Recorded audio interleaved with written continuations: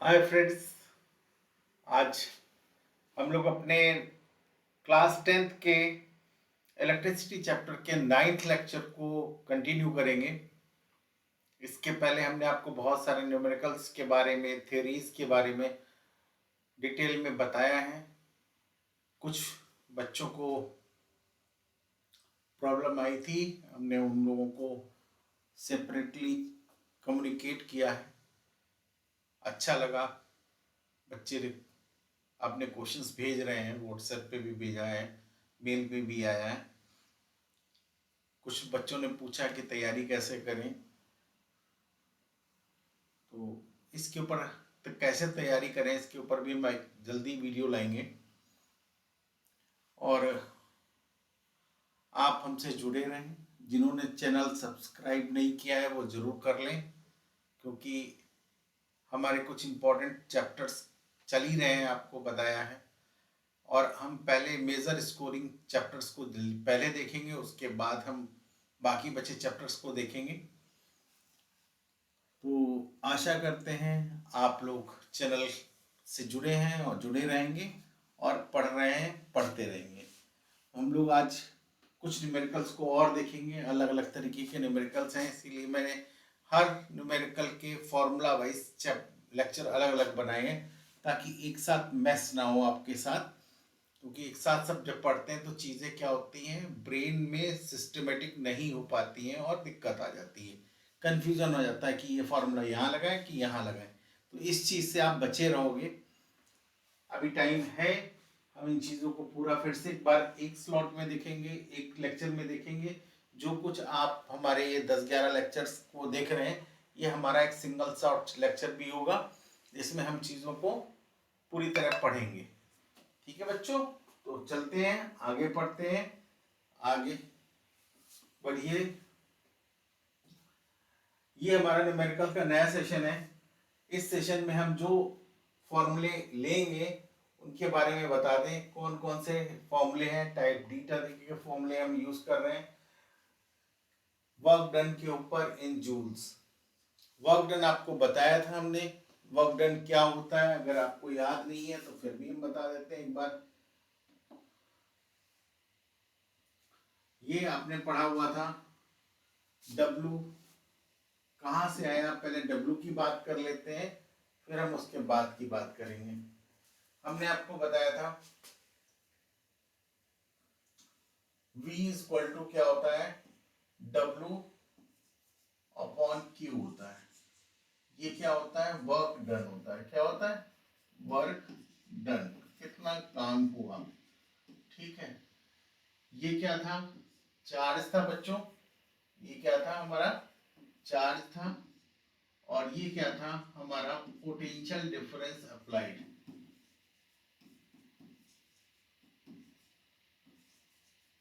Potential difference applied, कितना हमने potential difference circuit में लगा रखा है।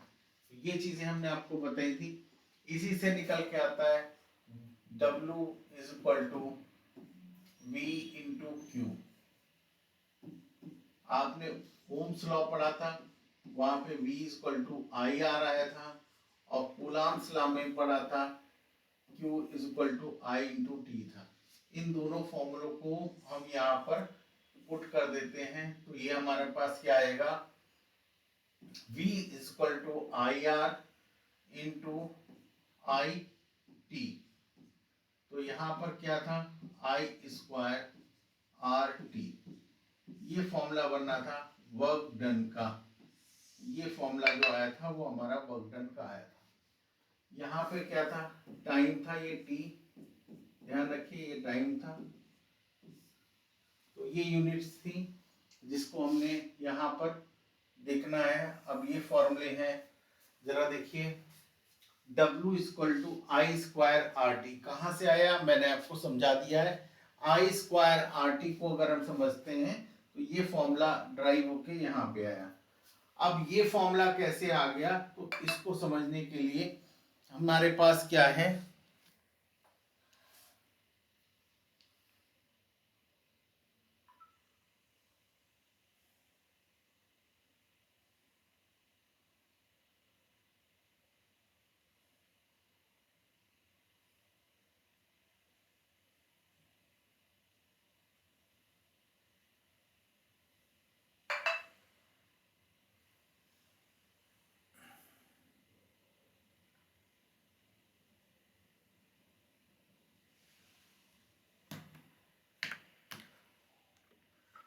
तो ये चीज समझ लीजिए, W is equal to V square upon R into T. ये कहाँ से आया? तो हमने यही ओम्स लॉ को यूज कर लिया है। यहाँ से देखिए क्या गायब हो गया है, यहाँ I था, यहाँ पे I नहीं है, मिसिंग है, यहाँ पे I मिसिंग है। तो I को मिस करने के लिए क्या करना पड़ेगा, हम इसका यूज करेंगे, I is equal to V upon R। ये हमने वैल्यू यहाँ पर पुट कर दी, तो W is equal to V upon R का whole square into R into T. तो यहाँ पे आ जाएगा V square upon R square into R into T. ये आ जाएगा, R से स्क्वायर कैंसिल हो जाएगा और ये हो जाएगा V square upon R into T. ये वाला फॉर्मूला आपका आ गया। वी आई टी कहाँ से आया? तो वी आई टी आने के लिए देखिए क्या है, यहाँ से क्या गायब हुआ है, आर गायब हो गया है भाई साहब। यहाँ से क्या हो गया, आर गायब हो गया है। तो आर को हम गायब करने के लिए क्या कर सकते हैं, जरा उसके बारे में समझते हैं।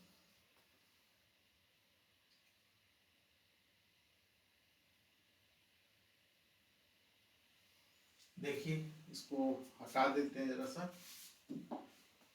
यहाँ पे W is equal to V I T. तो V इज इक्वल टू, जरा देखिए आपने क्या लिया था, W is equal to I R into I T. जरा समझिएगा ये क्या था, ये फॉर्मूला आपने लिया था कौन सा, जो हमने पहले प्रूव किया था, आई स्क्वायर आर टी। तो यहाँ से आर हमने गायब किया, आर को गायब करने के लिए आई आर को लिया है, ये क्या होगा V इंटू आई टी। तो ये आ गया वी आई टी। ये आपके पास एक फॉर्मूला ये हो गया। ये चार फॉर्मूले हैं, यहाँ पे एक फॉर्मूला नहीं लिखा हुआ है, वो फॉर्मूला है W equal to V into Q. ये एक फॉर्मूला और है, इसका भी यूज हो सकता है, लेकिन सिंपल क्वेश्चन बनता है, इसलिए जो थोड़े से टिपिकल टाइप के क्वेश्चंस बन रहे हैं वो इस पे बन रहे हैं, हमने इसलिए इस फॉर्मूले को यहाँ पर हैंडल नहीं किया है। ठीक है बच्चों, लेकिन फिर भी आपके दिमाग में ये फॉर्मूला होना चाहिए, इसके बिना आपके नीचे के फॉर्मूले नहीं आएंगे। तो हम लोग अब आगे बढ़ते हैं। पावर इक्वल टू क्या होता है, वर्क डन अपॉन टाइम। तो पावर को अगर वर्क डन अपॉन टाइम करते हैं तो देखिए टी से टी कैंसिल हो जाएगा और आ जाएगा आई स्क्वायर आर। अब फिर वैसे ही जैसे हमने ये फॉर्मूले बनाए थे और भी बना सकते हैं, वी स्क्वायर अपॉन आर, फिर हम V into I is equal to watt. अब यहाँ पे समझ लीजिए वॉट, जो ये वॉट की कहानी है, जैसे आप लोग स्पोर्ट्स खेलते हो और किसी दिन फिजिकल एक्सरसाइज ज्यादा हो जाए तो क्या कहते हैं, अरे यार आज तो वॉट लगा दी सर ने, दौड़ा दौड़ा के ऐसी तैसी कर दी। तो वॉट का क्या है, ये वॉट कहाँ से उठी, यहीं से उठा वर्ड, ये वॉट लगाना, बोले क्या वॉट लगा के रख दी यार, आज तो ऐसा फंसे हैं कि वॉट लग गई, मतलब बहुत ज़्यादा काम करना पड़ा है, बहुत ज़्यादा पावर खर्चा हुई है। तो ये उसी वॉट को रिप्रेजेंट करता है जो आपको लेक्चर दिया जाता है या डायलॉग मारा जाता है। तो ये जो वॉट है ये इसकी यूनिट होती है। अब यूनिट को निकालने का तरीका होता आई स्क्वायर, या हम इसको ऐसे करते हैं P is equal to W upon T. अगर इसको कहते हैं तो इसकी यूनिट होती है जूल, इसकी जूल होती है जूल अपॉन सेकेंड। तो इसको ऐसे लिखा जाता है जे सेकेंड इनवर्स, ये लिखा जाता है, और इसी को बोलते हैं वॉट। क्या बोलते हैं बच्चों, वॉट। अब एक और वॉट को देखो, जो ये फॉर्मूला है, ये वॉट की कई यूनिट हो सकती है, आई स्क्वायर आर ये है, तो क्या है एम्पियर स्क्वायर ओम, ये भी वॉट है, समझ में आया। एक और देखिए, ये वाला फॉर्मूला, तो ये किसके बराबर होगा, ये भी वॉट के बराबर होगा। अगर आपको ऐसे बोल दिया जाए तो ये भी वॉट के बराबर होगा। फिर देखिए v स्क्वायर अपॉन आर अगर लेते हैं तो क्या होगा, v की क्या होती है वोल्ट, वोल्ट स्क्वायर और ओम की इनवर्स, ये भी क्या हो गया वॉट होता है बच्चों, ठीक है। और लास्ट वाला P is equal to V into I, तो ये क्या हो वोल्ट इंटू एम्पियर, ये भी क्या हो गया वॉट हो गया बच्चों। तो देखिए वॉट को कितनी तरीके से कह सकते हैं कि यूनिट क्या हो सकती है। कभी कभी क्वेश्चन आ सकता है, क्वेश्चन कैसा आएगा कि unit of power, unit of power कौन सी सही है, तो पता चला चारों लिखी हुई हैं, आप तो क्या लिख के आ जाओगे वॉट लिख के आ जाओगे, लेकिन सही तो ये भी है, सही तो ये भी है। तो उसमें आपको सब में टिक करना पड़ सकता है, या कोई दो हो उनमें से वो टिक करना पड़ सकता है, या कोई तीन हो वो टिक करना पड़ सकता है। तो इसमें चॉइस बड़ी इंपॉर्टेंट है कि हम कैसे देखें कि वॉट किसे कहते हैं। तो वॉट बड़ा इंपॉर्टेंट चीज हो जाती है, काम के लिए भी और इनाम के लिए भी। अब आते हैं क्वेश्चन पे बच्चों, कह रहा 100 joule of heat produce each second in 4 ohm resistance, find the potential difference पूछ रहा है। कह रहा है क्या है, कह रहा 100 जूल, जब यहाँ पे जूल केवल लिखा है तो आपको क्या समझना है वर्क है, क्या है वर्क है। W इक्वल टू कितना है 100 जूल, ये हो गया। और R कितना है बच्चों, R कितना है 4 ओम, और लिखा टाइम भी लिखा हुआ ईच सेकेंड, तो T क्या है ईच सेकेंड 1 सेकेंड, ठीक है ये दे रहा है। Find the potential difference, find the potential difference. अब पोटेंशियल डिफरेंस कैसे निकाल सकते हैं इस बारे में हम लोग सोचते हैं। तो पोटेंशियल डिफरेंस को अगर हमको निकालना है तो हम लोग क्या करेंगे बच्चा, देखिए यहां पर आपके पास क्या क्या दिया हुआ है, अगर आप देखोगे तो इसमें H दिया हुआ है जो हीट का है या वर्क डन है, एक ही बात है। इसको हम H भी बोल सकते हैं, W भी बोल सकते हैं, दोनों चीजें बोल सकते हैं, हीट भी बोल सकते हैं। तो इसमें आपके पास दिया हुआ क्या पूछा गया है, पोटेंशियल पूछा गया है। तो आप जनरल में याद करिए, दिमाग में ज्यादा प्रेशर न दिए। कोई, मैंने आपसे पहले कहा है कि टेंशन लेके कभी सीख नहीं पाओगे, सीख के अप्लाई करने की टेंशन लो, सीख के अप्लाई करने की टेंशन लो। कहां इसको अप्लाई कर दूं, तो पहले सीखो। तो हमारे पास क्या क्या फॉर्मूले थे एच के, अगर आपको याद हो आई स्क्वायर आर टी, यही डब्ल्यू था, आई स्क्वायर आर टी, दूसरा डब्ल्यू था, या एच कर लीजिए V square R T, sorry V square upon R into T,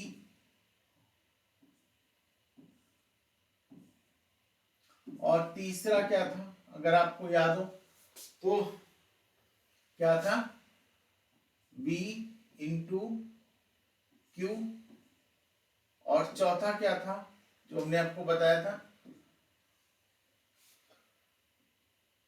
we I T. अब देखो इसमें से हमको क्या फाइंड आउट करना है, V फाइंड आउट करना है। तो हमारे पास क्या था W था, इसका मतलब ये है हमारे पास, सबके पास है, ओके। R है, इसमें भी है, इसमें भी है, इसमें नहीं है तो उसको भूल जाओ। फिर क्या है T, T इसमें भी है, T इसमें भी है। निकालना क्या है, निकालना हमें क्या है, निकालना हमें V है। तो V कहां से निकल सकता है, यहां से निकल सकता है। यहां से क्या निकलेगा, यहां से क्या निकलेगा I निकलेगा, हम निकालेंगे I, और यहां से हमें क्या निकलेगा V। तो हमें कौन सी जरूरत है, ये जरूरत है। इसका मतलब दिस फॉर्मूला इज ओके, ये फॉर्मूला ओके है, बाकी सब को क्रॉस करो, ये आपके मतलब का नहीं, मतलब का नहीं। तो हमें कैसे सिलेक्ट करना है इस बात को सोचना है। हमें ऐसे नहीं सोचना कि सीधे अप्लाई कर, कोई क्योंकि एज ए टीचर मैं तो अप्लाई कर सकता हूँ, लेकिन एज ए स्टूडेंट आप पहली बार में कैसे कर दोगे। तो कैसे सिलेक्ट किया जाए, इसको आपके दिमाग में प्रोसेस होना चाहिए ना। जो चीज मैंने कर करके देखी है वो चीज आप देख के भी कर सकते हो। तो इसको अप्लाई कैसे करना है इस बारे में सोचना है। आपने पहली बार अप्लाई किया, अगली बार आप डायरेक्ट कर लोगे, लेकिन पहली बार के लिए तो आपको स्टेप बाय स्टेप चलना पड़ेगा। तो हमारे पास क्या आ गया formula, H is equal to V square upon R into T, ये आ गया बच्चों। तो अब अपने पास क्या हो जाएगा जरा देखो, ये कितना है 100 जूल है, ये हमें निकालना है। आर कितना है 4 है, और टी क्या है 1 सेकेंड है। तो मल्टीप्लाई कर लो, 400 हो गया, ये वी स्क्वायर के बराबर हो गया, और वी इक्वल टू क्या होगा अंडर रूट 400, और इसका क्या होगा 20 वोल्ट, ये आंसर हो जाएगा। तो आपको समझ में आया होगा। तो इस तरह से अपन को काम करना था।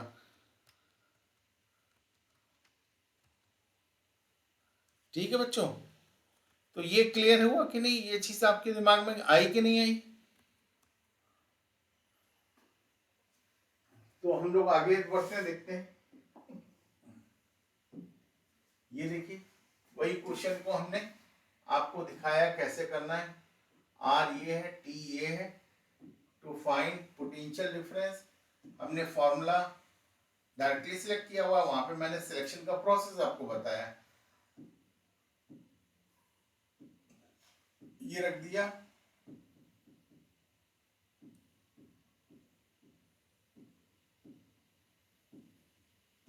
ये आपके पास जवाब आ गया 20 वोल्ट, जो कि अभी हमने कैलकुलेट कर रखा है। तो नेक्स्ट आता है, compute the heat generated while transferring 96,000 coulomb charge in 1 hour through the potential difference of 50 volt. तो अब यहाँ पे बच्चों फिर से हम वही प्रोसेस आप करेंगे। क्या होगा प्रोसेस, तो पहले क्या है, चार्ज दिया हुआ है, क्या दिया हुआ है चार्ज। तो Q इज इक्वल टू क्या दिया हुआ है 96,000 कूलम, ये चार्ज दिया हुआ है। फिर क्या कह रहा है इन 1 आवर, तो T इज इक्वल टू क्या हो गया 1 आवर हो गया। और आपको ध्यान क्या रखना है, हमको आवर में तो रख ही नहीं सकते, तो 1 घंटे में 60 मिनट होते हैं और हर मिनट में 60 सेकेंड होते हैं, तो इतने क्या हो गए सेकेंड हो गए। तो ये यहाँ पे हमको जो वैल्यू यूज करनी है वो क्या रखनी है 3600 सेकेंड्स करनी है। और V कितना दे रहा है बच्चों, V कितना दे रहा है 50 वोल्ट, यहाँ पे दे रहा है 50 वोल्ट, तो हमने ये 50 वोल्ट यहाँ रख लिया। तो इस तरीके से हमें इनपुट पता चल गया, और हमें निकालना क्या है H फाइंड आउट करना है। तो फॉर्मूला फिर कौन सा H फाइंड आउट करने के लिए जरा देखिए, फिर से वही फॉर्मूले, H इज इक्वल टू, या आप इसको W भी कह सकते हैं, Q B इंटू Q, ये हो गया। दूसरा W is equal to H equal to VIT, ये हो गया। फिर W is equal to H I square RT हो गया। फिर W is equal to H V square upon R into T हो गया। ये इतने फॉर्मूले हो गए। अब देखो यहाँ पर T का कोई यूज है नहीं है, देखो, तो इसको हटा देते हैं। चलो नेक्स्ट आते हैं, यहां पे देखिए V है, I है, T है, ठीक है। तो यहाँ पे तो कहीं I है नहीं, तो ये भी खत्म हो गया, आपको I मिल ही नहीं रहा। यहाँ पे भी I नहीं है, तो ये भी खत्म हो गया, ये भी खत्म हो गया। अब हमारे पास क्या है, Q है, T है, V है, Q है, T है, V है। तो देखिए यहाँ पे भी नहीं लग सकता। अब हमारे आगे प्रॉब्लम आ गई बच्चों कि हम कौन सा फॉर्मूला लें। तो इसका मतलब है एक कनेक्टिंग फिगर बाकी है हमारे पास जो इन सबको कनेक्ट कर रही है। यहाँ कंफ्यूज होने की जरूरत नहीं, यहाँ पे डायरेक्ट फॉर्मूला नहीं मिल रहा है। तो हमारे पास एक फॉर्मूला है Q और T का रिलेशनशिप। Q और T का रिलेशनशिप क्या होता है? Q is equal to I into T, ये होता है। और Q कितना आपको दिया हुआ है? 96,000। कितना दिया हुआ है? 96,000। आई की वैल्यू आपको निकालनी है। ये कितना है? 3600। तो आई की वैल्यू हम निकालेंगे यहाँ पर 96,000 डिवाइडेड बाय 3600। ये हमने निकाला, ये निकाला, ये कैंसिल किया, ये कैंसिल।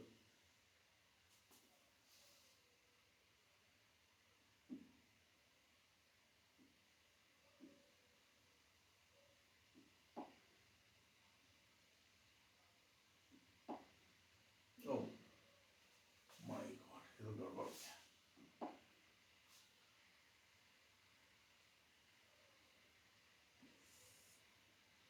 सॉरी बच्चों, मैं यहाँ पे क्यों फिर से कर देता हूँ। थोड़ा ब्लैक बोर्ड और ये बोर्ड में अंतर है, जरा सी गलती।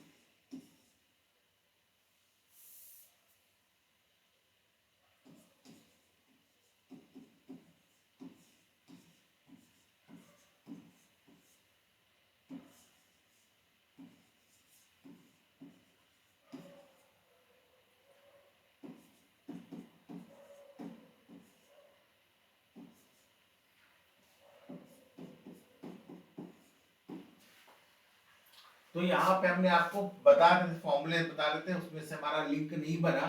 तो यहाँ पर लो लिंक बनेगा Q is equal to I into T से। यहाँ से I निकल आएगा और वो होगा Q बाई टी। तो यहाँ पे Q कितना है? 96,000।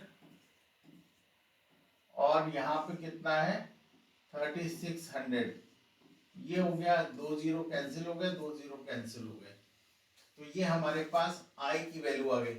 आई जरूरी नहीं आप पूरा कैलकुलेट करें, ऐसे भी रख सकते हैं, कोई टेंशन की बात नहीं है जब तक कि आपसे आई ना पूछा जाए। लेकिन यहाँ पे तो आई पूछ ही नहीं रहा है, तो आप चाहो तो ऐसी वैल्यू एज इट इज रख सकते हो सकता है कि आगे कैलकुलेशन में क्या हो, कट जाए। तो इसलिए कंफ्यूजन में ना रखें। तो अब क्या है हमारे पास, क्या आ गया बच्चों? आई भी आ गया। तो आई क्या हो गया? I is equal to 96 upon 96 60 upon 36, ये आ गया।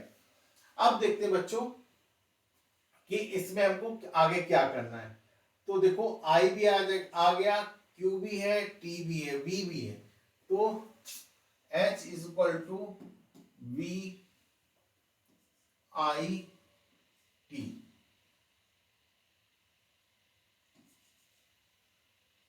तो यहां पर हम वैसे तो यहाँ पे Q डायरेक्टली भी यूज कर सकते थे, V इंटू क्यू 1 सेकेंड के लिए दे रहा था। तो यहाँ पे V कितना है? 50 है।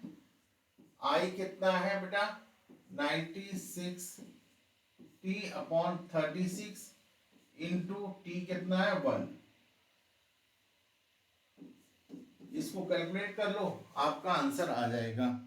तो ये चीज जो है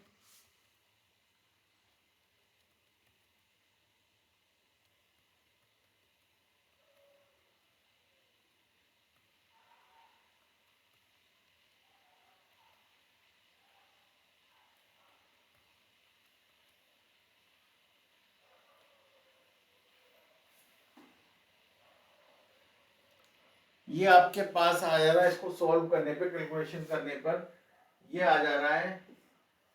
कैलकुलेशन काटने पे इट बिकम्स 80/3। ये कितना आ रहा है? 80/3। और ये कितना आ जाएगा? टी 1 आवर लग दिया हमने यहाँ पे 36 सॉरी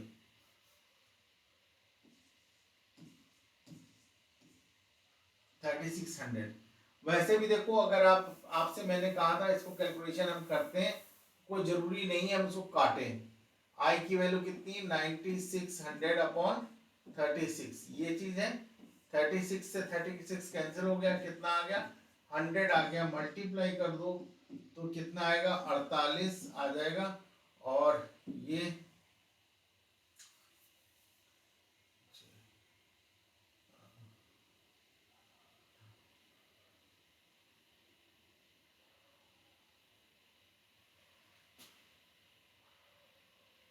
एक और कैलकुलेशन बताते हैं, इसको और कर दो।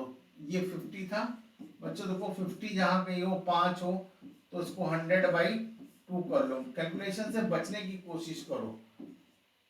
ये आ गया, आप देखो 48 दूनी 96 होता है, तो क्या हो गया 480 यहाँ आ गया, 2 जीरो ये आ गए, 2 जीरो ये आ गए।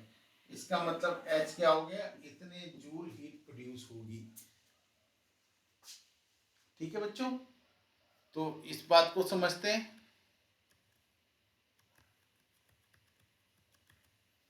तो अब हम इसको आगे देखते हैं। तो देखिए, अगर यहाँ पे देखते 50 वोल्ट दिया हुआ है, फिर टाइम 1 घंटे दिया हुआ है, आपने इसको कन्वर्ट कर लिया सेकेंड्स में। 60 इंटू 60 क्यों किया गया है, 1 घंटे में 60 मिनट होते हैं और हर मिनट में 60 सेकेंड होते हैं, तो टोटल नंबर ऑफ सेकेंड्स आपके फाइंड आउट हो गए। आपको क्यू दे रहा है 96,000 कूलाम। अब यहाँ पे आपको फाइंड करना है हीट कितनी है, तो हीट वर्क के बराबर होती है। देखिए हीट के वही 3 फॉर्मूले मैंने आपको लिखे, तो वी आई टी, तो यहाँ पे लास्ट में वी आई टी वाला हमने सिलेक्ट किया था, आपको याद है। तो हमने यहाँ पे इस वाले फॉर्मूले को सिलेक्ट कर लिया बच्चों, और ये फॉर्मूला हमारे पास I equal to Q by T होता है, हमने यहाँ पर रख दिया। यहाँ से देखिए आई की वैल्यू फाइंड आउट करी, और आई की वैल्यू फाइंड आउट करने के साथ साथ हमारे पास इसको हमने इस तरह से सॉल्व किया, लेकिन मैंने आपको दूसरी तरीके से सॉल्व करना बताया है, तो बेटर है आप उस तरीके को ले, कैलकुलेशन मिस्टेक से बचेंगे। तो यहाँ पे देखिए 20 आ गया, ये इतना आ गया, चाहे आप ऐसे करो चाहे वैसे करो, इतने जूल आपकी हीट प्रोड्यूस होगी। Heat generated 4.8 into 10⁻6 joule, right बच्चों। अब नेक्स्ट क्वेश्चन है कि an electric iron of resistance 20 ohms takes a current of 5 ampere, calculate the potential difference and heat develop in 30 seconds। तो बच्चों अब यहाँ पे क्या है, फिर से वही क्वेश्चन करते हैं। तो यहाँ पे क्या है, आपको क्या क्या गिवन है, तो यहाँ पे जो गिवन है उसको देखते हैं। पहली चीज आपको गिवन है रेजिस्टेंस, आर की वैल्यू कितनी है बच्चा 20 ओम, करंट कितनी है बेटा 5 एम्पियर, और कह रहा है कि कैलकुलेट, टाइम कितना दे रहा है 30 सेकेंड्स, और आपको निकालना है बच्चों क्या एच, कितनी हीट जनरेट होगी। तो आपको एच तो डायरेक्टली निकल आएगा, देखिए एच इक्वल टू सीधा फॉर्मूला आपके दिमाग में आ गया, आई स्क्वायर आर टी, ये वाला फॉर्मूला हीट जनरेशन तो निकल आएगा। लेकिन यहाँ पे कह रहा है कैलकुलेट पोटेंशियल डिफरेंस, तो हम इसकी भी बात करेंगे, पोटेंशियल डिफरेंस की भी निकालने की। आई की वैल्यू कितनी 5 का स्क्वायर, आर की वैल्यू है 20 ओम, और टी की वैल्यू है 30 सेकेंड। तो ये हो गया 25 गुणे 20 गुणे 30, तो यहाँ पे आ गया 25 दूनी 50 और 150, तो ये क्या हो गया 150, तो ये आ गया, और 2 जीरो इतने आ गए, इतने जूल तो हीट प्रोड्यूस होगी। और ओम्स लॉ का यूज करके हम कैसे निकाल सकते हैं, V equal to I into R निकाल सकते हैं। हमको पोटेंशियल डिफरेंस फाइंड आउट करना है, करंट 5 एम्पियर है और ये कितना है 20 है, तो ये कितना होगा आई इंटू आर इतने वोल्ट। तो आई होप ये आपको क्वेश्चन थोड़ा सिंपल लगा होगा। इस सिंपल क्वेश्चन के साथ साथ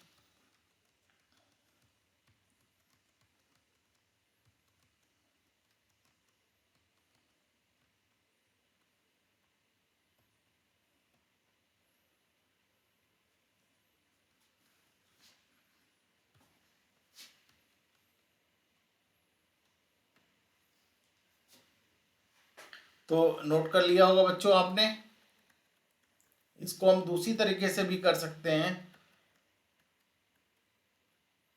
इसमें हम दूसरी तरीके से भी कर सकते हैं। कैसे कर सकते हैं जरा देखिए।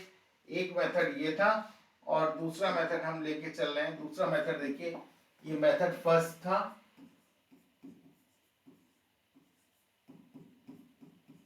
और यहां पे हम आपको बता रहे हैं मेथड सेकंड। मेथड सेकंड क्या कैसा कहता है कि हमको पता है v निकालना है, v equal to I into R होता है। ये कितना है 5, ये है 20, ये हो गया 100 वोल्ट। हमने सीधे सीधे यहां से इसको निकाल दिया, ठीक है। h क्या होता है, h इक्वल टू, अब हमें v पता चल गया है, i पता है, t पता है। तो v क्या हो गया 100, i कितना हो गया 5 एम्पियर और t हो गया 30 सेकेंड। तो ये कितना आ गया 5 नहीं 15 और ये कितने हो गए 3 जीरो, इतने जूल। तो देखिए यहाँ पे भी वही निकला और यहाँ पे भी वही निकला। मेथड फर्स्ट से भी वही आंसर, मेथड सेकंड से भी वही आंसर। तो इस तरीके से आप इस क्वेश्चन को दो तरीके से कर सकते हैं, बल्कि कई क्वेश्चनों को दो तरीके से कर सकते हैं। जरूरी नहीं मेरा मेथड हो, जिसमें आप अपने आप को सुटेबल समझें, कैलकुलेशन इजी कर सके, उस क्वेश्चन को उस तरीके से करना चाहिए। किसी क्वेश्चन का केवल एक मेथड हो ये कोई जरूरी नहीं है। कई क्वेश्चंस ऐसे होते हैं जो कई मेथड से लग जाते हैं। तो कंफ्यूजन दिमाग में नहीं रखना, क्योंकि आप सोचते हो ये कैसे होगा, वो सर कैसे कर दिए, वो फ्रेंड कैसे कर दिया, छोड़ दीजिए, कोई कैसे करे। आपको मैंने बता दिया सिलेक्शन ऑफ फॉर्मूला कैसे करना है, आपको मैंने बता दिया कि स्टेप कैसे करने हैं। इसीलिए मैं अगर दो मेथड होते तो दो मेथड बताता हूँ, ताकि आपके दिमाग में कोई भी कंफ्यूजन ना हो बच्चों। तो ये चीज आपकी क्लियर हो गई होगी। अब यहाँ पे देखिए, ये 5 एम्पियर करंट, 30 सेकेंड टाइम और रेजिस्टेंस की वैल्यू आपकी कितनी है 20 ओम। आपको हीट और पीडी निकालना है। तो यहाँ पे V equal to I R हमने लगाया था और यहाँ पे ये फॉर्मूला हमने लिया VIT। तो फॉर्मूला क्या यूज कर रहे हैं जरा देखिए। पहले हमने 100 वोल्ट का निकाल लिया पोटेंशियल डिफरेंस, फिर VIT निकाल लिया। ये मेथड 2 जो मैंने आपको बताया था वो किया गया है। इसी तरह मेथड 1 से भी हम इसको कर सकते हैं। तो ये इतना हो गया जूल। ठीक है बच्चों, क्लियर है। आगे बढ़ते हैं। कह रहा है कि an electric iron consumes energy at the rate of 840 what. ठीक है, यहाँ पावर की बात हो रही, what power, what power, what power, power what नहीं, वॉट मीन्स पावर। ठीक है। When heating is at the rate of maximum rate, that is, and 360 watt, when heating at minimum the voltage is 220 volt, what is the current in each case। अब मन में एक बात आनी चाहिए, यहाँ पे इसने थोड़ा सा आपके दिमाग के साथ खेल लिया क्वेश्चन ने। कैसे खेल लिया, अभी तक तो एक ही चीज नजर आती थी, अब दो दो चीजें नजर आ रही। यहाँ पे कह रहा है बेटा, यहाँ पे कह रहा है कि कंज्यूमिंग एनर्जी, ये वॉट दे रहा है। ये क्या कह रहा है, हीटिंग मैक्सिमम, हीटिंग मैक्स है तो ये है, and 360 what when heating is minimum. तो इसका मतलब क्या हुआ, दो बात हो रही है। तो हीट मैक्सिमम है तो क्या है बच्चा 840 वॉट। ठीक है, और हीट मिनिमम है तो है कितना, how much it is 360 what. ठीक है, कह रहा है कि वोल्टेज दोनों के केस में कितना दे रहा है 220 वोल्ट। ये कितना है 220 वोल्ट, ये बच्चों दे रहा है। तो जब 220 वोल्ट दे रहा है तो हमारे पास दो चीजें बचती हैं, मतलब V फिक्स हो गया, समझिएगा, V चेंज नहीं कर रहा है। तो क्या चेंज कर रहा होगा जिससे ये ऊपर नीचे हो रहा होगा, या तो आई चेंज कर रहा होगा या फिर आर चेंज कर रहा होगा। क्या चेंज कर रहा होगा? या तो आई या आर। तो इसका मतलब आर चेंज तो हो नहीं सकता, क्योंकि आप देखो क्या है, आयरन दे रहा है ना, इलेक्ट्रिक आयरन की बात कर रहा, तो उसके अंदर क्या है, एक कॉइल लगा दी गई जिसका रेजिस्टेंस तो फिक्स है। तो जो कॉइल लगाई गई है उसमें रेजिस्टेंस फिक्स है, तो क्या चीज है, एक कोई ऐसी कंट्रोलिंग यूनिट लगाई गई होगी जो उसमें करंट को कम या ज्यादा करती है। अब यहाँ पे मैं आपको बताऊंगा कंट्रोलिंग यूनिट के बारे में, मैंने आपको बताया था क्या होता है कि सपोज ये हमारा इलेक्ट्रिक आयरन है, इस तरह से ऐसे होता है ना बच्चों, यहाँ आयरन होता है और इस तरीके से यहाँ पर ऐसे करके एक ये बना होता है। तो अगर आपने देखा होगा यहाँ पे एक नॉब लगी रहती है और एक यहाँ पर इंडिकेटर लगा रहता है। ये क्या होता है, रेड ग्रीन इस तरह से चलता है, या रेड हो जाता है या ऑफ हो जाता है, तो ये इंडिकेटर होता है। और ये क्या होता है बच्चों, रेगुलेटर होता है।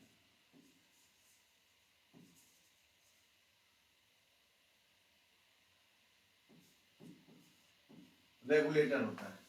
रेगुलेट का मतलब क्या होता है, किसको रेगुलेट कर रहा है भैया, वहां पे कौन सी चीज रेगुलेट होने वाली है, तो वो है करंट, क्योंकि करंट तो चली आ रही है। अब आप उसमें लिखा होता है, निशान बने होते हैं कि इसका एरो इस तरफ कर, ऐसे यहाँ पे चिप लगी होती है, इस तरीके से एक चिप लगी होती है बच्चों, एक ऐसे चिप लगी होती है, इस तरह से चिप लगी होती, इस पे लिखा होता कॉटन, इसके ऊपर ऐसे, इसके ऊपर ऐसे कुछ कुछ कुछ लिखा होता है किस तरह के कपड़े आपको प्रेस करने, और एक इंडिकेटर ऐसे लगा होता है। ये इंडिकेटर किसी की तरफ कर दो तो वही तरफ के कपड़े उस तरह से प्रेस होते हैं। जैसे कॉटन को हाई हीट चाहिए तो इसका मतलब मैक्सिमम वाले पे जाएगा, और नायलॉन को क्या चाहिए, कम से कम चाहिए, तो वो लोएस्ट पे जाएगा। समझ लो, यहाँ को क्या प्रेस कर रहा है, कॉटन प्रेस कर रहा है, यहाँ क्या प्रेस कर रहा है, नायलॉन प्रेस कर रहा है, तो कॉटन वाले में उसको करंट ज्यादा देनी पड़ेगी, और इसमें क्या होगा, नायलॉन वाले में करंट कम चाहिए होगी, तभी हीट कम करेगा, नायलॉन फट से चिपक जाएगा। आप कभी भी देख लो, नायलॉन के कपड़े बल्कि हल्के हल्के मार दिए जाते ताकि उसमें से हल्की सिलवट खत्म हो जाए, तो सिलवट पड़ती नहीं है, लेकिन फिर भी पानी में भीगने की वजह से पड़ जाए, देर तक पानी में पड़े रहने की पड़ जाए तो वो खत्म हो जाती है। लेकिन कॉटन में तो दम लगा के करना पड़ता है प्रेस, गर्म भी हो और दम भी लगती है। तो वो दम क्यों लगती है, वो उसकी डिमांड है, तो हमें वो सप्लाई करनी पड़ती है। तो सप्लाई करने के लिए हम कॉटन प्रेस को कर देते हैं और मैक्सिमम करंट जाती है, मैक्सिमम हीट प्रोड्यूस होती है और उससे प्रेस हो जाता है। तो ये चीज को समझना पड़ेगा। रेगुलेट क्या चीज होती है, करंट रेगुलेट होती है, इसीलिए हम उसको रेगुलेटर कहते हैं। लेकिन ध्यान रखो, करंट अपने आप रेगुलेट नहीं होती कि हमने भैया मुंह बंद कर दिया, नली से पानी नहीं आ रहा है, इलेक्ट्रॉन नली से नहीं आ रहे हैं। हम क्या करते हैं, हम जो, इसको थोड़ा सा टेक्निकल हो जा रहा है लेकिन फिर भी हम आपको बताने की कोशिश कर रहे हैं। सपोज ये रेगुलेटर है बेटा, ये बीच का पॉइंट है, तो हमें मैक्सिमम करंट देनी है, समझना, हमें यहाँ पर मैक्सिमम करंट देनी है। कॉटन केस है, ये क्या है, कॉटन केस है, और यहाँ पे हमने मान लिया ये क्या है, नायलॉन केस है, ये नायलॉन केस है। अब समझो यहाँ पे करंट दे रहे हैं, तो क्या हो रहा है, यहाँ वाली जो नॉब है वो सीधे टच कर रही है इसको, समझिएगा, वो सीधे इसको टच कर रही है, कोई बीच में कुछ नहीं, फुल टास्क चलने दो, इलेक्ट्रॉन जितने आए उतने जाएं, चल रहा है बिल्कुल, कोई रुकने की जरूरत नहीं। बोले सारे इलेक्ट्रॉन जाने दो, बोले ठीक है। बोले नायलॉन आया, तो नायलॉन में क्या किया गया भैया, करंट कम करनी है, तो हमने क्या किया, एक यहां पर क्या कर दिया बच्चों, एक रेजिस्टेंस ऐड कर दिया। क्या कर दिया, एक रेजिस्टेंस ऐड कर दिया।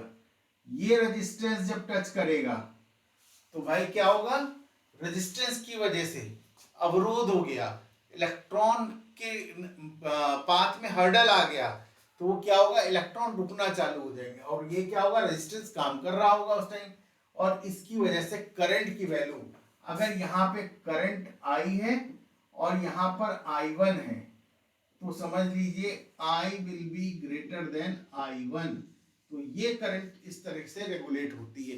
जैसे कि आप पंखे में भी देखते हो, 1 नंबर पे चलाएं, 2 नंबर पे चलाएं, 3 नंबर पे चलाएं, 4 नंबर पे चलाएं और फुल चलाएं, तो वहां पे भी ऐसे ही छोटे छोटे रेजिस्टेंस को हम यूज करते हैं। तो ये रेजिस्टेंस क्या करते हैं, करंट कंट्रोलिंग का काम करते हैं। तो करंट कैसे कंट्रोल होती है, with the help of resistance. Resistance कैसे कैलकुलेट होता है, वो रेजिस्टेंस से होता है। ठीक है बच्चों, क्लियर? तो इसको समझ लिए। हमने आपको ये इसलिए बताया है ताकि आप इसको माइन्यूटली समझ सकें। तो ये आ गया हमारे पास।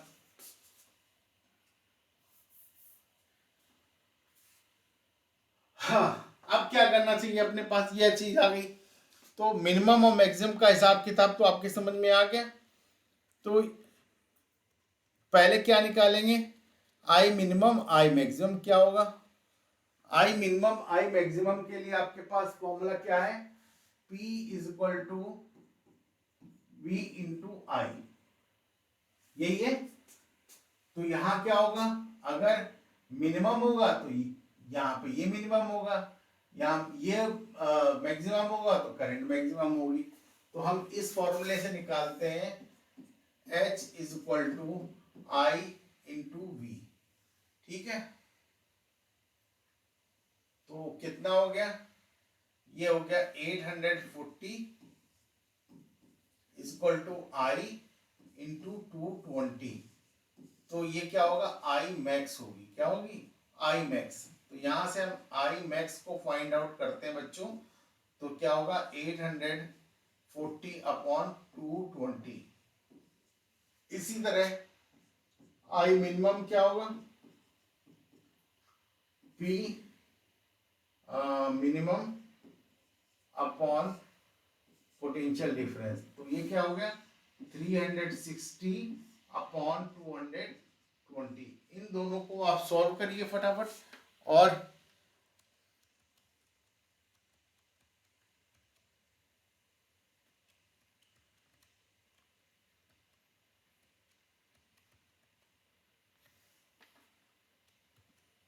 ये आपका आ जा रहा है,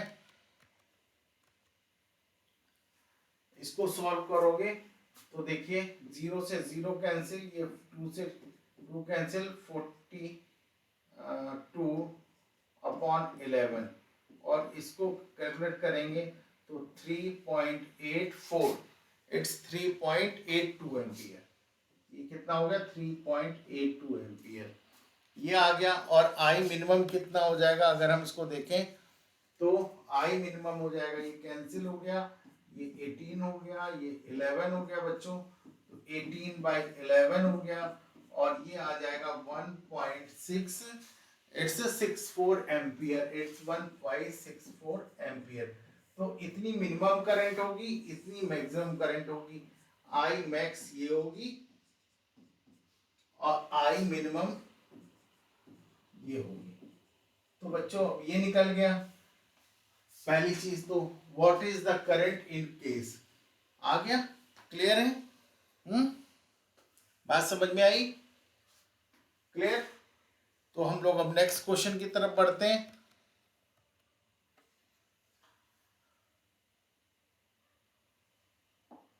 चलिए देखते हैं next question. N electric bulb is rated 220 volt and 100 what. अब देखो एक V दे रहा है, वॉट, W मीन्स वॉट, तो V और P दे रहा है आपको, V एंड P दे रहा है। When it is operated at 110 volt, the water power consumed will be। तो बड़ी सिंपल चीज है भाई, देखो H दे रहा है, H दे रहा है कितना, 100। ये बच्चों कितना दे रहा है, 100 वॉट। V कह रहा है 220 वोल्ट दे रहा है। कह रहा है कि जब इसको ये वोल्ट घटा करके क्या कर दिया, 110 वोल्ट कर दिया जाए तो क्या होगा। बताइए बच्चों, क्या करना पड़ेगा अपन को इसमें, बताओ बताओ, हिंट दो, क्या सोचा, कुछ दिमाग को जोर दिया।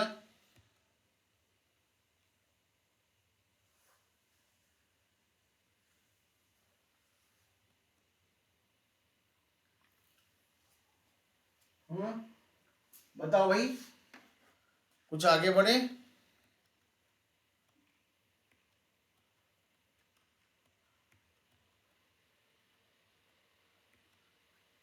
बड़ा सिंपल क्वेश्चन है, इसमें बहुत कठिन मतलब दिमाग की बात है।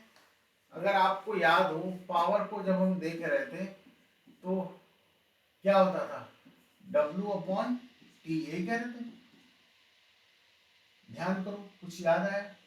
I²RT/T, टी से कैंसिल हो गया, टी क्या आ गया, I²R आ गया। फिर दूसरा फॉर्मूला था हमारे पास, W/T =V²/R into T, T से फिर टी कैंसिल हो गया, ये कितना हो गया, V²/R आ गया। तीसरा था W/T, यहाँ पे था VIT, तो यहाँ पे T, T से फिर कैंसिल हो गया, आ गया V इंटू आई। तो ये 3 फॉर्मूले थे। अब हमको यहाँ पे क्या दिया हुआ है, ये पावर दी गई है, ये पावर दी गई है, ये वोल्ट दिया गया है, ये पावर मिल गई और ये वोल्ट मिल गया। हम इस फॉर्मूले को यूज करेंगे, सीधी सी बात है। तो यहाँ पर क्या आ गया, P = V²/R, ये ले लिया हमने। तो ये V की वैल्यू क्या है, 220/P, यहाँ ले आते हैं तो R = ये हो गया। तो यहाँ P की वैल्यू कितनी कर दी, 100 कर दी, ठीक है। और यहाँ पे देखो क्या, ये V² था, सॉरी 220, V²/ ये, तो इसको सॉल्व कर लेंगे। तो देखिए आपके पास 1 0 ये कैंसिल हो गया, 1 0 ये कैंसिल हो गया, तो R की वैल्यू आ जाएगी 484, ये आ गई ओम। अब बच्चों हमने कहीं भी ये नहीं लिखा हुआ है कि हमने इस बल्ब को चेंज किया है, तो इसका मतलब रेजिस्टेंस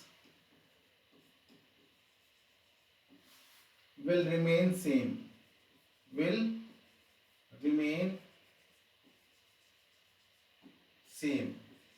तो ये रेजिस्टेंस दूसरे केस में भी लागू होगा बच्चों। तो हम यहाँ पे निकालेंगे, P निकालना है, क्या निकाला, पावर कंज्यूम निकालना है। तो क्या करेंगे, V²/R कर देंगे।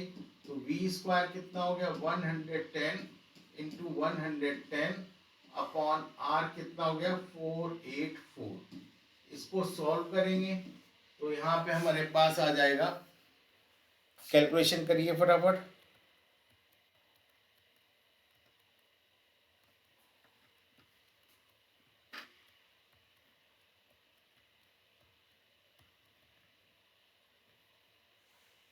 जरा कैलकुलेशन कर लेते हैं। तो ये 484 आया कैसे था, इसको पहले देख लेते हैं। तो बड़ा सिंपल है, आप अगर दिमाग से काम करेंगे तो बड़ा जल्दी काम करेंगे। ये क्या था, 22 इंटू 22 था बच्चों, 22 इंटू 22, तो 11 एकम 11, 11 दूनी 22, 11 एकम 11, 11 दूनी 22। ऊपर कितना बच गया, 1 0 1 0, 100 आ गया। 100 डिवाइडेड बाई 4 कितना हो गया, 25। इतने वॉट की पावर कंज्यूम करेंगे। तो कितना आ गया आंसर, सिंपल है, कोई दिक्कत। तो अपन लोग यहाँ पे ऐसे देखते हैं,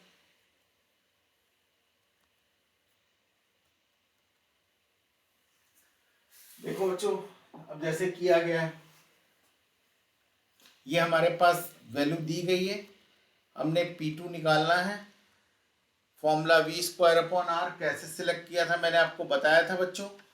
तो ध्यान रखना है, फॉर्मूला जब भी हमें कोई आगे देखना है तो उसमें वैल्यूज क्या है हमारे पास, उनके बारे में सोचते हैं। फिर जो हमारे पास फॉर्मूला अवेलेबल है वो सोचते हैं, दोनों में कौन सुटेबल सेट हो रहा है उसको देखते हैं, वही हमारा सपोर्टर होता है फॉर्मूला। तो देखिए यहाँ पर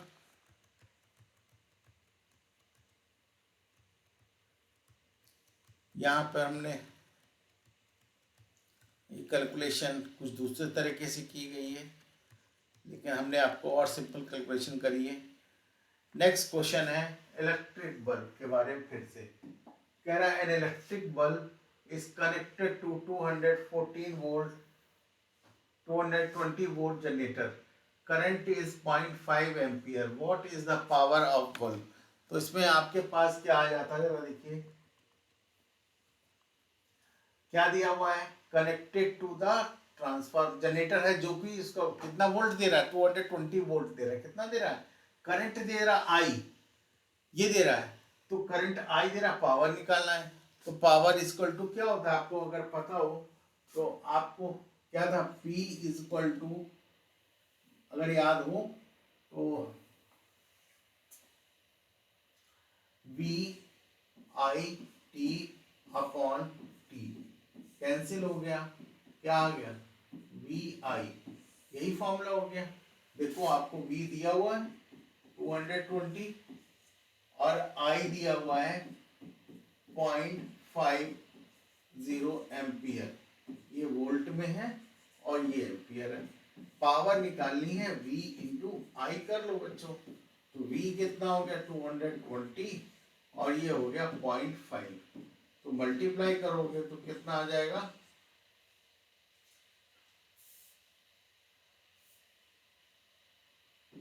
110। पावर की यूनिट क्या होती है, वॉट। ये आंसर हो गया। आई होप आपको समझ में आया होगा, सिंपल है, बस केवल फॉर्मूला सिलेक्शन करना था अपन को। नेक्स्ट क्वेश्चन की तरफ चलते हैं।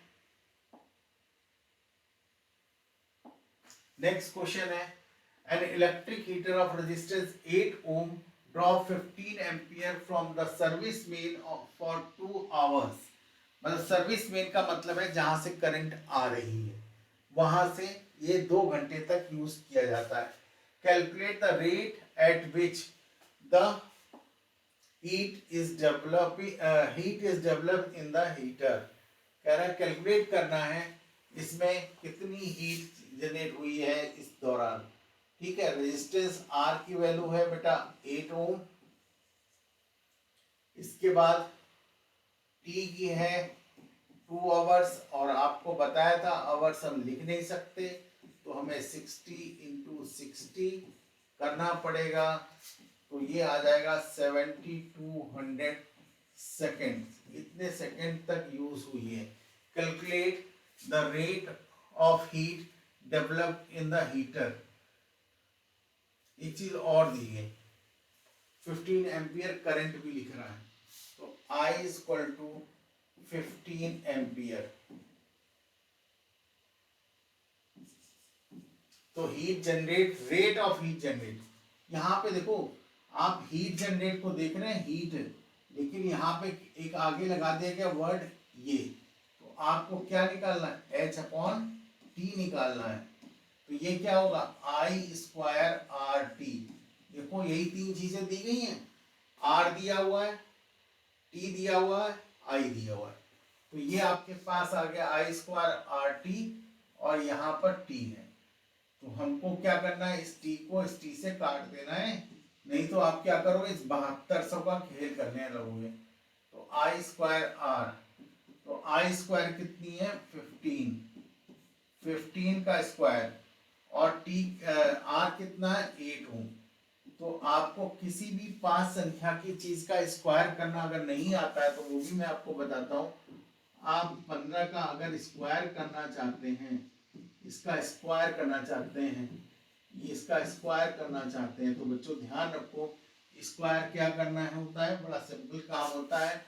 इस 5 का स्क्वायर आप ले लो, इस 5 का स्क्वायर करो, स्क्वायर करो बच्चों, कितना हो गया 25, और ये वाले नंबर में +1 करो, तो 1 + 1 कितना हो गया 2 हो गया, और इसको फिर से वापस मल्टीप्लाई कर दो, तो कितना हो गया 225, 2 × 1 कितना हो जाएगा 225। इसी तरह आप इसको भी निकाल सकते हो, 25 का स्क्वायर, तो इसका स्क्वायर क्या हो गया 25 हो गया, और इसका अगला नंबर क्या हो गया, 3 हो गया, 3 दूनी 6, 625 हो गया। तो इस तरह के आप इसका स्क्वायर निकाल सकते हो। तो यहाँ पे इसका स्क्वायर होगा 225 मल्टीप्लाइड बाई 8 और हाउ मच, 8 पंच 40, 8 दूनी 16, 4 20, 8 दूनी 16, 2 18, इतना आ गया। इतने क्या हुआ, जूल पर सेकेंड ये है, या हम कह सकते हैं वॉट, क्या कह सकते हैं वॉट, ये हमारा आंसर हो जाएगा। तो कितनी हीट पर का रेट प्रोड्यूस होगा वो आपके सामने आ गया।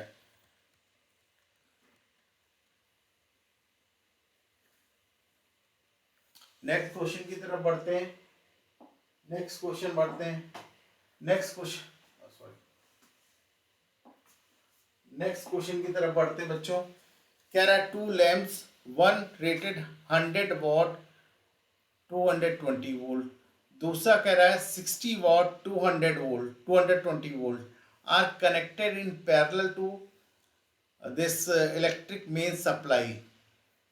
What current drawn from the line of supply voltage is 220। तो यहाँ पे आपके पास क्या चीज है बच्चों, अगर इसको देखते हैं तो यहाँ पर क्या है, आपके पास दो वोल्टेज हैं जिनके बारे में हम बात कर सकते हैं। जरा उसको समझाते हैं आपको। बड़ा सिंपल है, ये भी कोई बहुत बड़ी चीज नहीं है। तो यहाँ पर क्या है जरा समझो, यहाँ पे कह रहा है कि दो लैंप हैं, लैंप की संख्या कितनी है, 2 लैंप्स हैं, एक 220 वोल्ट पे है, दूसरा भी 220 वोल्ट पे। इसका मतलब क्या है, दोनों ऐसे लगे हुए हैं, सपोज ये बल्ब लगा हुआ है इस तरीके से, एक बल्ब ये लगा हुआ है और एक बल्ब ये लगा हुआ है, ये इस तरीके से लगा हुआ है, ये पॉइंट सेम है, इनके बीच में 220 वोल्ट करंट आ रही है, ठीक है, ये करंट है, सॉरी पोटेंशियल डिफरेंस है। इसका एक का क्या है 100 वॉट है बेटा, और एक का क्या है 60 वॉट है, ये दोनों की क्या है पावर है, एक का 100 वॉट एक का 60 वॉट। तो हमने यहाँ पे क्या लिया, P1 is equal to 100 what ले लिया और P2 इज इक्वल टू क्या ले लिया 60 वॉट ले लिया। और यहाँ पे देखिए V1 is equal to 220 volt है और V2 इज इक्वल टू इसके लिए क्या है 220 वोल्ट है। तो हमने फॉर्मूला पढ़ा था P is equal to I VI या I इंटू V, एक ही बात है, ठीक है, ये हो गया। तो यहां से हमको क्या निकल आएगा, हमको करंट के बारे में पूछ रहा है ना, तो हम करंट निकालते हैं। तो I इज इक्वल टू क्या होगा P अपॉन V, तो हम इसको निकालते हैं तो ये आ जाएगा हमारा 100 अपॉन 220 वोल्ट, ये कितना आ जाएगा 60 अपॉन 220 वोल्ट। जीरो से जीरो कैंसिल, जीरो से जीरो कैंसिल, तो बच्चों यहाँ पे I1 कितना आ गया, इट इज 10 अपॉन 22, I2 कितना आ गया 6 अपॉन 22, ये इतने एम्पियर, ये इतने एम्पियर। इसको सॉल्व करके लिखना चाहो तो लिख लो। अब कह रहा है कि बताओ मेन से कितनी अब कह रहा है कि यहाँ बताओ यहाँ कितनी करंट जा रही है, इस आई मेन की करंट कितनी होगी। तो यहाँ पे तो I1 गई, यहाँ पे I2 गई, तो आई मेंस क्या हो जाएगी बच्चों, आई मेंस की बात करें तो I1 प्लस I2 क्या हो जाएगी, आई मेंस हो जाएगी।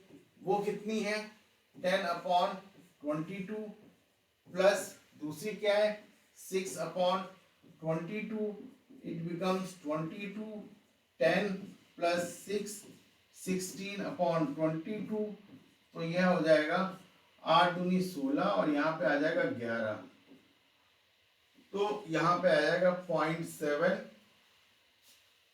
3 बचा 2, फिर कितना बचा 8 बचा,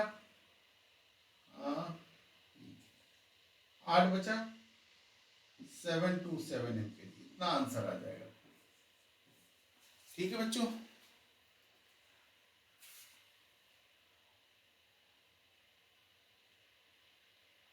क्लियर है। तो अब हम लोग नेक्स्ट क्वेश्चन की तरफ बढ़ते हैं।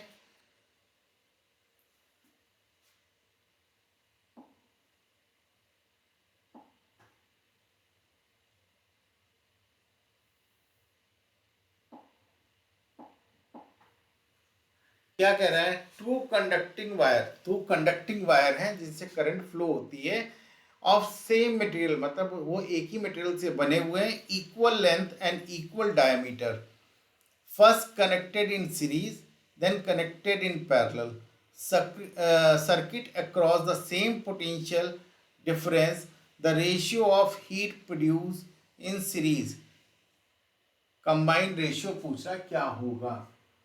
तो देखो बच्चों, कह रहा है कि आपके पास क्या है, एक ही मटेरियल के बने हुए दो वायर हैं, वो कंडक्टर है। तो एक, इसका भी रेजिस्टेंस कितना है, आर है, और दूसरा है उसका भी क्या है बच्चों, आर है।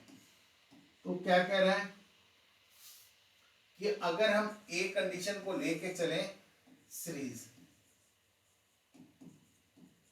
तो आर सीरीज क्या हो जाएगा बच्चों,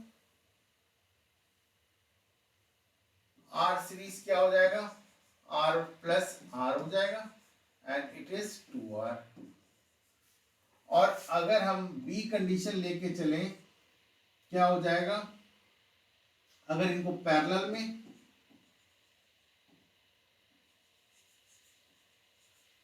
में इनको जोड़ दिया जाए, तो क्या हो जाएगा, 1/r parallel is equal to 1/r plus 1/r।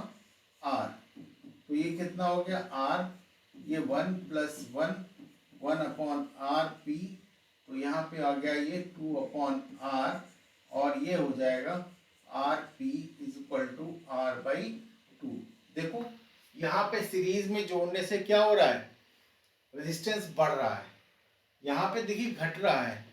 तो आपको पता है जब रेजिस्टेंस ज्यादा होता है तो क्या होगा बच्चों, क्या होगा, हीट ज्यादा प्रोड्यूस होगी। अगर रेजिस्टेंस कम होगा तो हीट कम प्रोड्यूस होगी।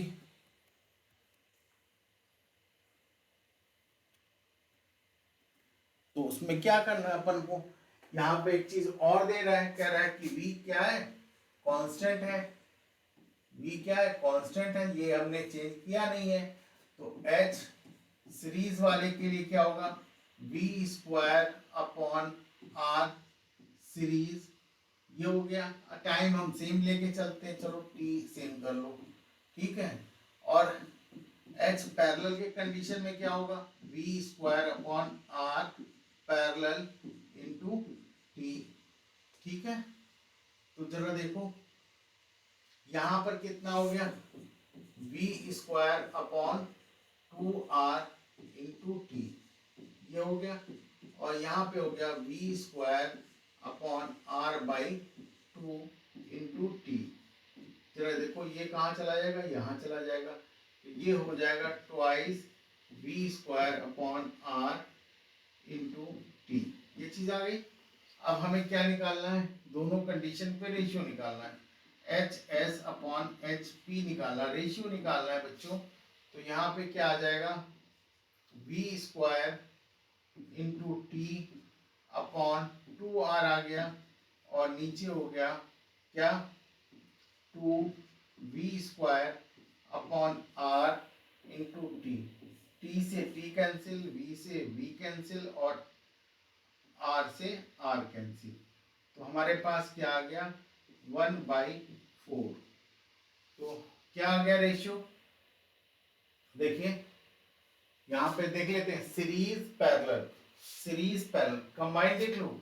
ये बड़ा ये कठिन काम देखो, जैसे यहाँ पे लगा के ना, अगर उल्टा लिखा होता तो जवाब दूसरा होता, सीरीज इधर लिखा होता, पैरेलल इधर लिखा होता तो जवाब दूसरा होता। तो यहाँ पर HS और HP का रेशियो 1:4 आ रहा है। तो answer C will be correct, answer C will be correct. तो ये चीज हो गई आपकी। तो इसका जवाब क्या होगा, ये वाला आपका सही आंसर हो जाएगा। तो बच्चों, आज में हमने आपको कोशिश करी है अलग अलग तरीके के क्वेश्चंस को कराने के इन 3 फॉर्मूले के ऊपर बेस्ड, जिसमें पावर, हीट को लिया गया है। आशा करता हूँ आपको समझ में आया होगा। जिन लोगों को अच्छा लगे वो लाइक कर दें, सब्सक्राइब करके रखें, ताकि अगले अच्छे वीडियोस आपको मिलते रहें और आप आगे पढ़ते रहें और आगे बढ़ते रहें।